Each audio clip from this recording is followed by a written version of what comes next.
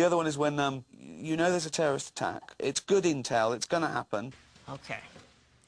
My brother, his best friend, works for the CIA. And he got this information from the highest source possible that there's going to be a terrorist attack this weekend in L.A. Yeah. If there's going to be a terrorist attack, you should leave. Right. But Cheryl's got this event. Right. We got to get out of here. Yeah, you got to get out of here. Actually,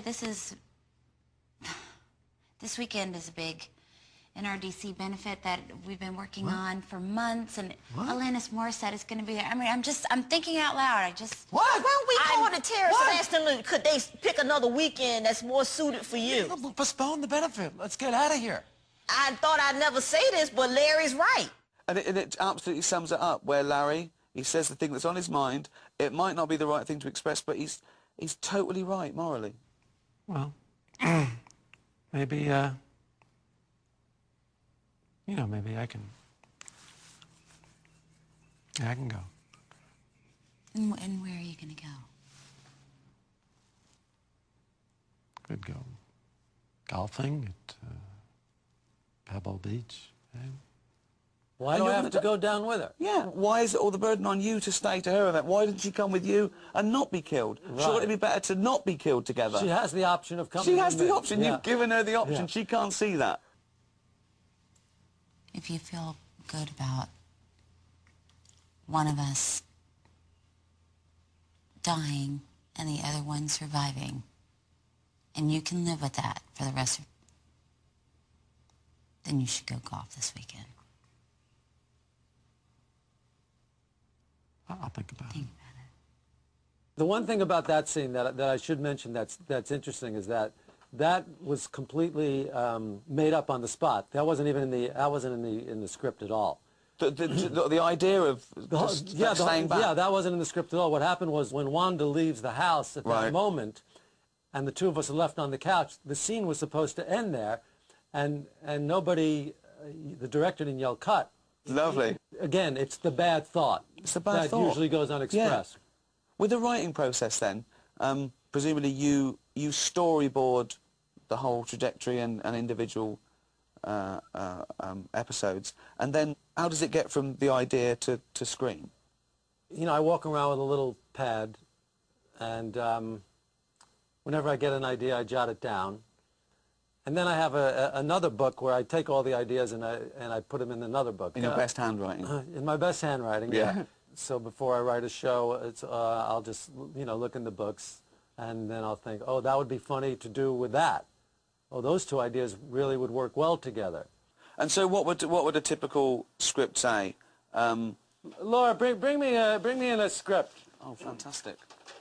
Huh? I don't care. Bring me in anything. Bring me in something from, not this season. Bring me in something from season 4. And, you know, so I'll take 2 or 3 ideas and kind of put them together and build a story. Okay, so this is from the show, the carpool lane, when I picked up the prostitute. Yeah. I'm not going to use the carpool lane by myself, because I don't want to. Well, that's the difference between you and me. All right, goodbye. Hey, Daddy, you want a date with Mama?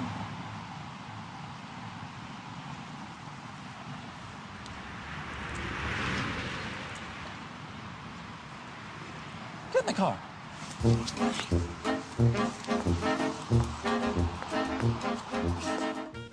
Larry and Monine are zipping along in the express lane. Larry tells her he doesn't want any sex, but he'll pay her for a time. She's never been paid for a time before.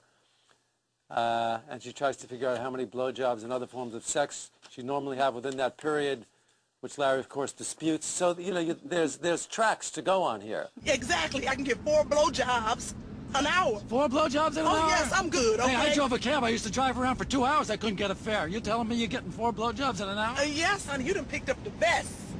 Honey, I got a red snapper that talks to you. You know what it's saying? I'm charging way too much. There's actually more there than I imagined, because it's like you're laying down the jokes, really. You're laying down the structure and the tram lines for the humour. Yes. And then do you pretty much know what you're going to get by the end of it? You know, if you've auditioned the actors you've seen it at the audition, so you're confident that you'll get it, and you normally do. Is any of your shows improvised? Very little. You see, that's what's so great about it, because it looks like it is. You know, it's all about writing and casting, isn't it? And in your show, how do you know these people can do that? Because you're asking so much of them, aren't you? The lesson I've learned is always audition, so you're confident that you'll get it, and you normally do. But sometimes we give out parts to a known actor. Great seeing you. Bye, Christine. Bye, guys. Why don't you come up front? I'm okay. Come on up front. I'm good. I'm good. Are you serious? Yeah, why? What's the difference? Larry, I'm not going to drive you around like I'm your chauffeur. Get in the fucking front seat, all right? You're not driving me around like I'm a chauffeur with 2 minutes from the rehearsal hall. You know, what kind of person asks another person to drive them around like this? This kind of mentality is what's... Whoa, what kind of person is so insecure that they have to make somebody move into the front seat so they don't think that they're driving somebody around? No, the kind of person that's so insecure that needs to be driven around in the back seat, subliminally telling me that you need me to drive you around. Leave my seat. Go into the front seat. Because I asked you to sit in the front seat of my car, and it's my car, and it's my car. I make the rules, okay?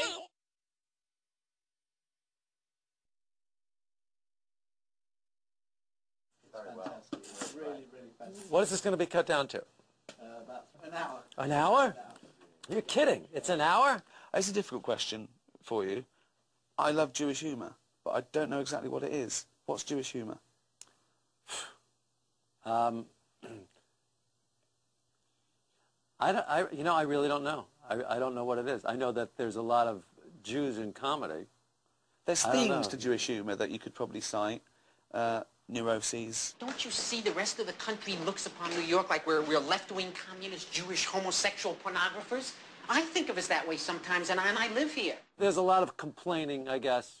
Being dealt a bad hand. It's heavy, isn't it? The weight of the world on your shoulders. Fantastic, complaining. Yeah. I think it's a lot of that. My parents really didn't like me. They told me I was Jewish on Christmas morning, and they just wake up, you're Jewish! Empty stocking. But there's also a certain rhythm, I think, to the way that Jews talk that might be funny. Every Jewish woman wants to think she looks Hawaiian. Don't I look Hawaiian? People say I look French. I think I look Dutch. Do I look Spanish? You look Jewish, you dreck jente, that's what you Well, Yiddish is funny already. Yeah, I wanted to learn Yiddish because the words... Yeah. Amazing. It's a great language. Yeah. There's like a jazz to it. Yeah. I mean, like when you listen to Lenny Bruce's albums, there's a jazz to the way he talks. Titties are dirty and vulgar? No, it's the words, the way you relate. Are you sure it's the word, not the titty, that's dirty to you? It's the words, all right? Suppose we change the words to tuchuses and nay-nays.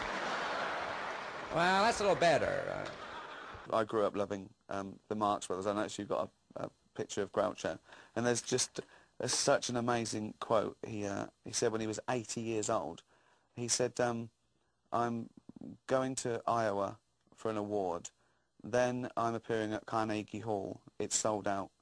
And then I fly to France to be honoured by the French president. I'd give it all up for one erection. Not great. 80 years old. Yeah, the culture of Jews being funny comes out of the I guess some kind of oppression, because oppression would lead to humor, would it not? When you're in a terrible situation, the only thing you could do is be funny. Excuse me. Are you Jewish? Are you Jewish? You want to check my penis? Okay. Huh? Is that what you want to do? My real question is, what were you whistling? Yeah, what were you whistling?